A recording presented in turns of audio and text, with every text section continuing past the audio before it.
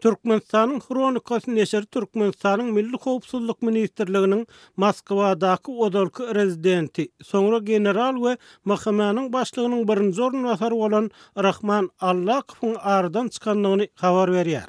Azatlyk radiosynyň Aşgabatdaky habarçysy bilen anonim şertde gurlaşan odalky howpsuzlyk ofiseri Rahman Allakowyň ýogalanyny tasdik etdi. Öňkü kardeşiniň sözlerine görä, Allakow odalky işleriň düzümündäki Simferopol şäherine geljekki milli howpsuzlyk ofisierlerini taýýarlayan ýörüýte mektepde daşary ýurt razvedkasy we kontrrazvedkasy ugrundan ýokary bilim alypdyr we şondan soň az wagt entek Sowet goşunlary bu ýerde bar wagtyny Owganistanyny gulluk edipdir.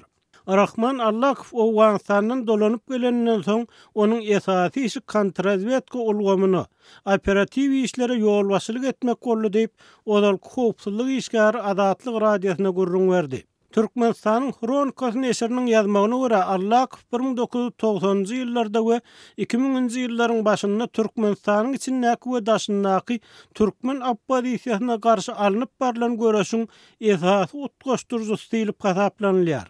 90-njy ýyllaryň başynda Moskwada ýerleşýän oppozisiýa ýagdaýlaryny tutmak we Türkmenistany alyp gitmek ugrunda bir topar çäre görülipdi we bu çärelere şol ýyllarda mahkemanyň sülçüsi bolup işlän Begmurat Otuzow aktiw gatnaşypdy. Emma Otuzow soň prezident Niýazow tarapyndan hökümet ýagdaýlarynyň gıybatyny etmekde aýplandy we türmäge batyryldy. Şol wagtda Milli Howpsuzlyk Ministrliginiň oppozisiýa wekillerine garşy alyp baran işler netijesinde odalky daşary işler ministri Awdukuliýewiň ýol başçylygyndaky Türkmenistan fondunyň agdaýlarynyň ikisi, Hoşal Garaýew we Muhammetguly Aýmyradow Taşkentde tutsak edildi.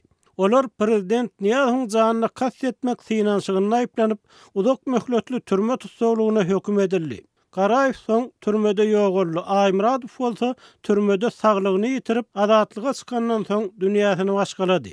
Häzir Ýewropa ýurtlarynyň birinde ýaşaýan odalky howpsuzlyk ofisier Azatlyk radiosy bilen anonim şertde gurlaşyp, şol ýyllarda ýaňy döreýän oppozisiýon hereketi bölmek, haýallatmak üçin dürli çärelerin görülendigini tasdik etdi.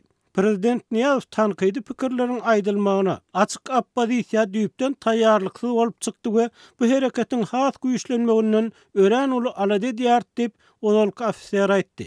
Ýönül Rahman Allakowyň daşyndan ýuwaşdap görnendigini, adamlar bilen sypaçylykly gurlaşandygyny hem sözüne goşdy. Men oňa erwet oglany diýip biljek däl.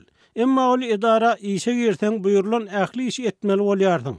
Men onuň anyk nähili işler bilen meşgullanandygyny bilenmek diýip diň jalşa çykan odalky ofisier Azatlyk radiosyna aýtdy. Türkmenistanyň resmi medeniýetine odalky general Rahman Allakowyň ölümi hakynda hiç bir maglumat berilmeýär.